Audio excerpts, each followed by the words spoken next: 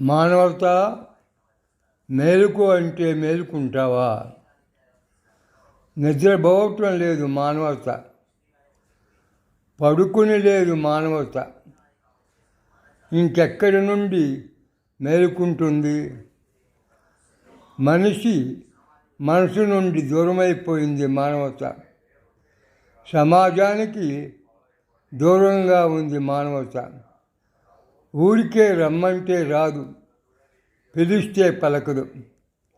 మేలుకో అని టీవీలు రేడియోలు అంటే మేలుకోదు.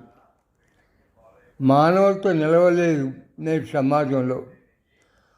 అవసరం కోసం అందరూ కలిసి పయనించే దశలో మానవత్వం అందరిలో ఉండేది.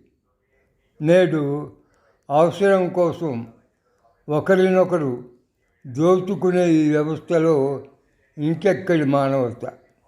ఉగోర.